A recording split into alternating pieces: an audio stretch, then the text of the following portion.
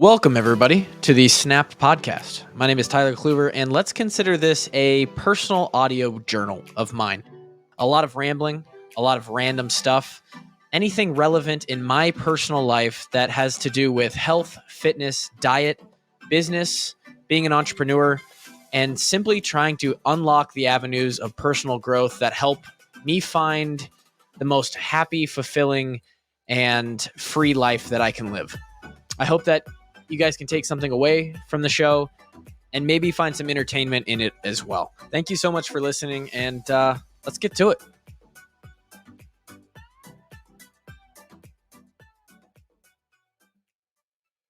All right, we're going to blaze through this episode. Welcome, everybody. If I sound congested, it's because I am. I may or may not have had COVID. I don't know. Seems like I kind of did for a couple days. Symptoms were very similar to the first and second time I had COVID. I don't know how many times I've had COVID at this point. I think it's 3. And lungs, because that's something that I have a pretty good grip on as far as capabilities day to day due to the training that I do. The lungs are currently not working at 100% potential. Part of that is because, as you can hear, there's enough blockage in my nasal area and throat that you could basically just dam up a river with it. But also, I think some of that might be due to COVID. So we love that. Things we love is that we love just taking steps back in our fitness and having to take, probably when all is said and done, a solid 10 days worth, maybe more, of time where my training is not going to be at the intensity or volume that I would prefer it to be or that it needs to be to continue to make rapid progress.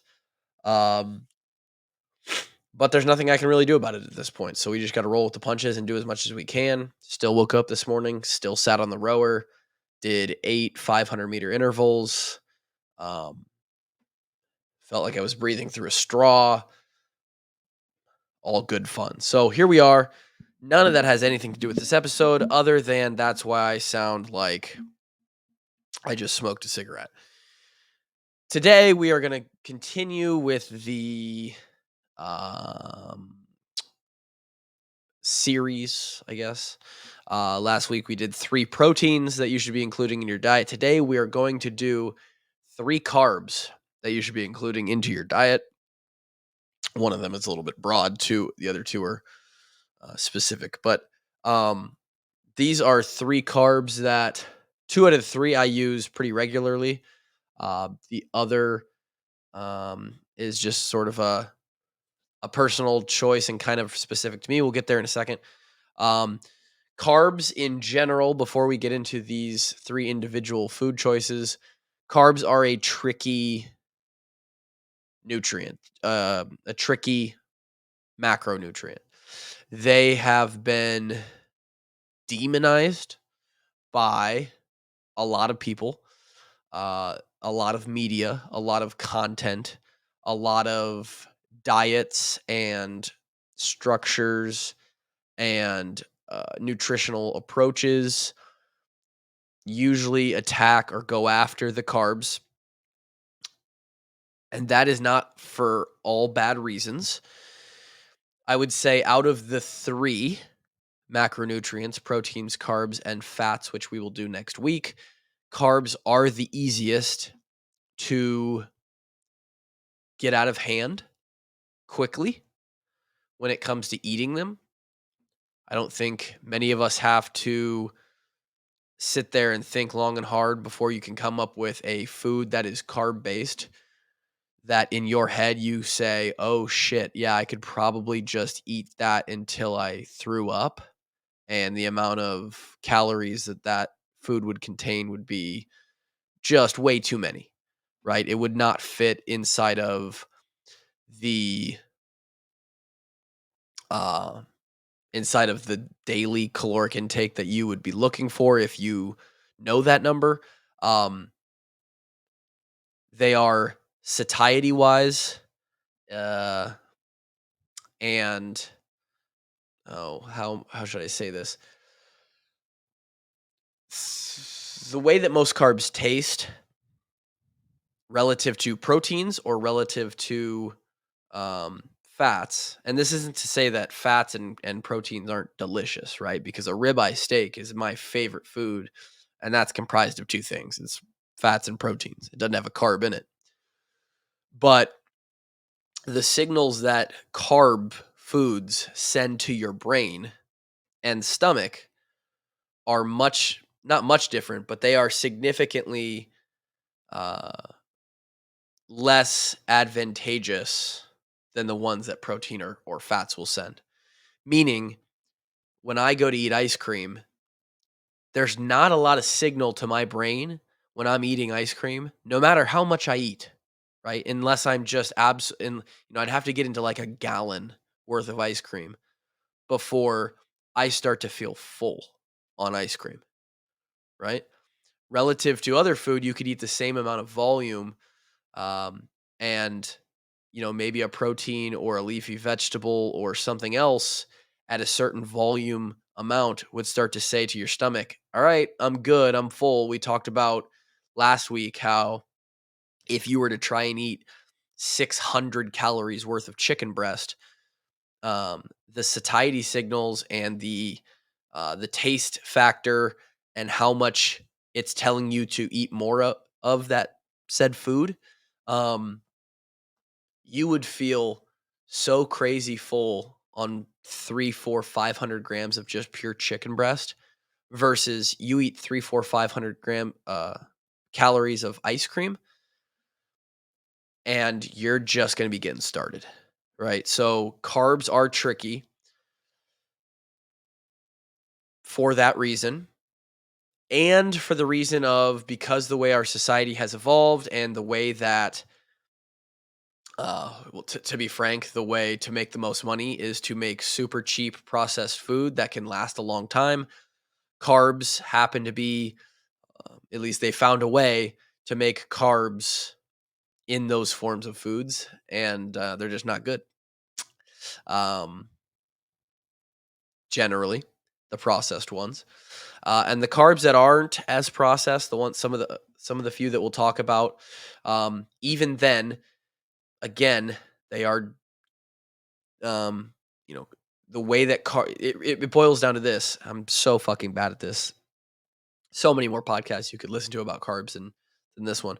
Uh, the way that carbs are dealt with in the body, right? We eat them, they go into our stomach, they're processed, they're broken down, digested, and now the building blocks of what a carb is, which is essentially just a sugar. Even if it's not sugar, it's turning into sugar in your body. The way our body uses those relative to how much we eat of them becomes the problem.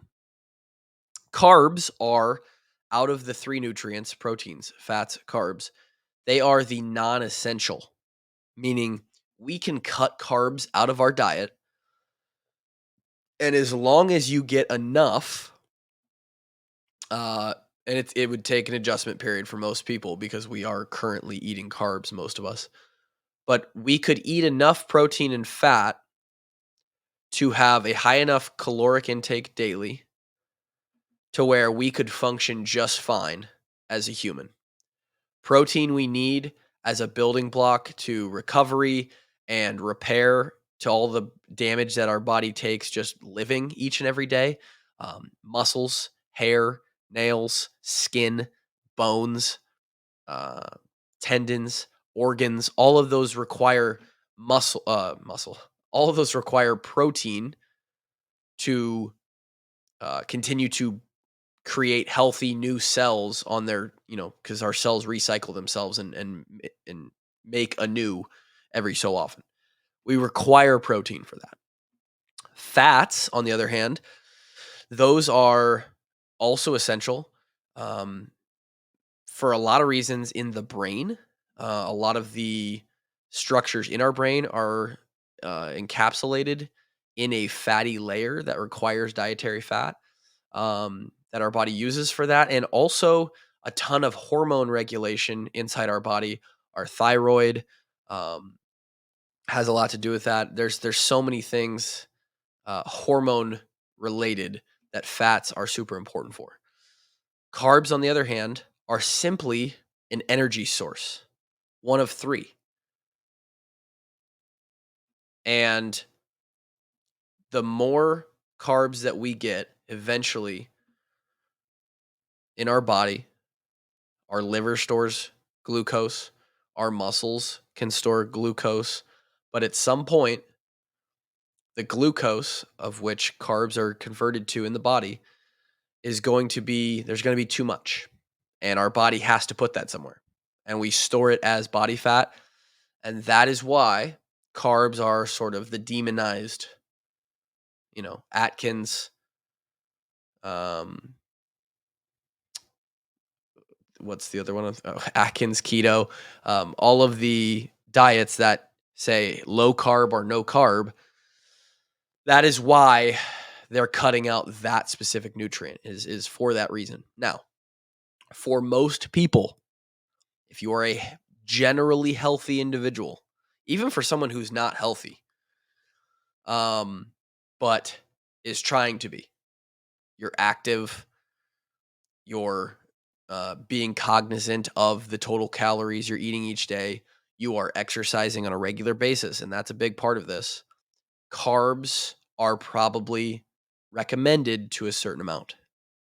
For someone like me who goes way past that, or some people like you out there who are listening to a niche fringe fitness and health podcast about carbs and other shit that's this specific, you also may be into fitness or may be interested in fitness and health to a level at which carbs are going to be beneficial and preferred in many instances. For myself, and we might as well just get into it, our first carb of the day is oatmeal. Um, it's a great energy source for your workouts, for your training. Now, this is the one of the three today that I do not currently eat consistently. I will definitely have, if I'm at a hotel or every once in a while, I do have oatmeal at the house here, but I do not eat this consistently. Um, and this is simply a luxury for me. To be honest, at some point, I probably will go back to eating oats a little bit more consistently. Um, where I have to look at in my diet where that would fit in. For a lot of people, oats are going to fit in as a breakfast, right? Oatmeal. For a long time, when I initially started my intermittent fasting journey, journey is kind of hyperbolic. When I was done with football, started losing a bunch of weight, I would make overnight oats and take them for lunch at work. And those worked really well.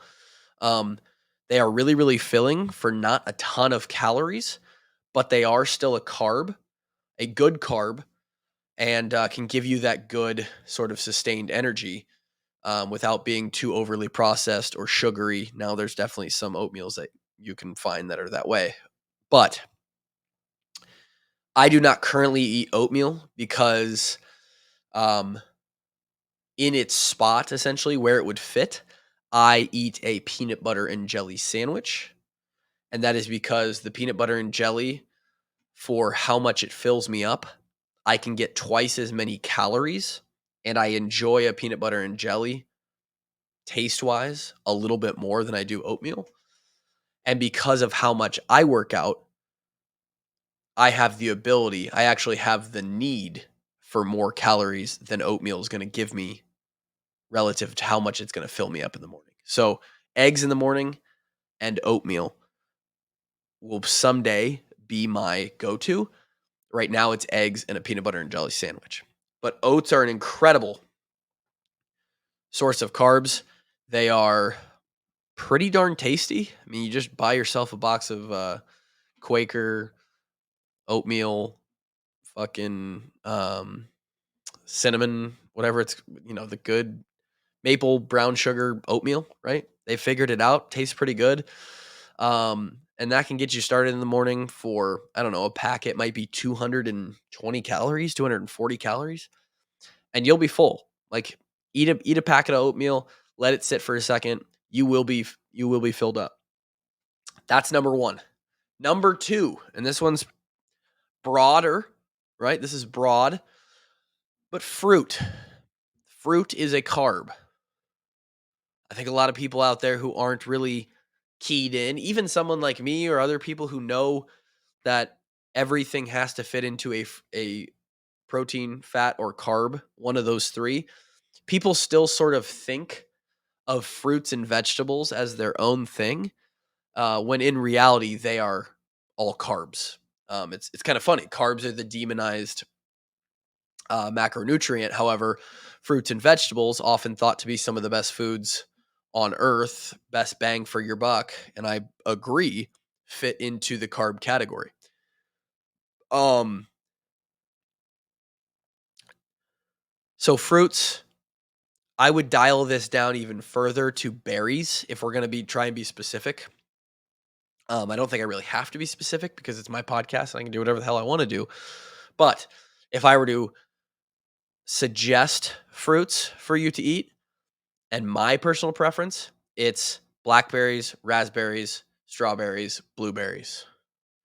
Berries are incredible they have an incredible amount of antioxidants, which are supposedly good for you. I mean, we all hear about antioxidants. I'm not here able to give you the rundown on why those are so good, but they are. They're like nature's candy. I mean, they're literally like little gushers when I eat raspberries every day. In a half hour after this podcast is over and I go up to eat lunch, I'm going to have a handful of raspberries. They're amazing. Sometimes I'll switch it out with blackberries. They are fruit and vegetables, as we've mentioned multiple times on this podcast. If you are going to sit there and eat a cup of raspberries or a cup of broccoli, you are going to get a whole lot more full than if you eat a cup of ice cream. Not only that, you're going to be full on X times amount less calories, right? I think a cup of raspberries, if I'm not mistaken, is something like 60 calories or maybe 90 calories. A cup of ice cream, most ice creams, is going to get you 3 times that, maybe 3 or 400 calories. And I know ice cream is the extreme example, but you can fill yourself up on a crap load of berries and other fruit, apples, bananas are a little bit higher. There's some that are higher in the sugar content, which drives up the calories a little bit, but it is almost impossible. I think the best way to describe fruit in general as being a really, really great carb source is, have you ever heard of somebody who's overweight, out of shape, say, man, I just ate too much watermelon. Like, yeah, I got fat eating watermelon. I had too many bananas. If I wasn't such a sucker for oranges, I wouldn't be so fat. No one's ever gotten fat eating fruit, eating grapes, eating berries, eating apples, oranges, bananas, no one has ever gotten overweight, fat, out of shape because they ate too much fruit. The satiety to calorie ratio is just it's not possible. So fruit is the second one, berries specifically. Raspberries, if we're going to really get there, as a personal preference. And finally, this one has a little bit more information behind it, and is a little bit, you can go either way, sort of personal preference. And this is rice. Specifically, we have the brown rice versus white rice debate. I'm going to break down a couple reasons why you could go with either. In the end, it's not going to matter a whole lot which you choose between rice, brown rice or white rice. You are not going to be significantly healthier as long, if all things else are considered, right? And the calories are equated because they do have different calorie amounts. You're not going to lose weight or gain weight any faster or easier going either direction. I personally love jasmine rice, which is a white rice. It's a little different than just a normal. I mean, there's 7,000. I've got an article up here from Healthline. Um, 7,000 different types of rice, right? Brown rice has um, more of your nutrients, your vitamins and minerals in it, just a little bit more. And the reason for that, it also has more fiber. And the reason for that is because it still has the, what is it called? I was just looking for it here. It has the bran on it, right? The Oh, I sound so smart. Yes. Brown rice is the whole grain, right? White rice has actually been removed from the bran and the fibrous part of it, um, which is going to give you less calories per cup, right? So a cup of white rice is actually going to be right around 85% of the calories that a cup of brown rice would give you. You're also not going to be getting as much fiber, as much vitamins and minerals in the brown rice. That is negligible amounts, right? You're not going to be more healthy if you eat one or the other.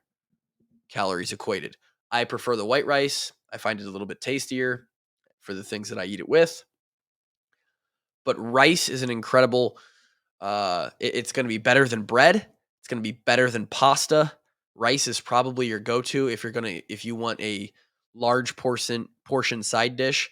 Um, we all know how bread makes us feel. I don't think I have to describe that too much.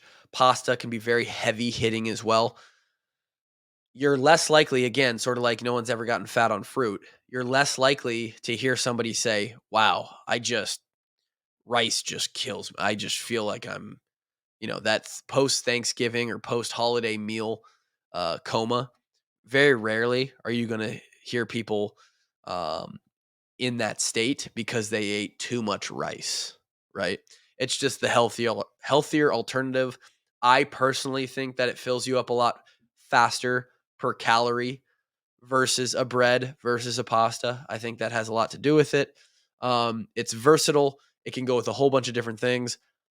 I personally eat rice as my main carb for lunch and dinner. Say there's 10, well, there's 7 days. So there's 14 lunches and dinners throughout the week.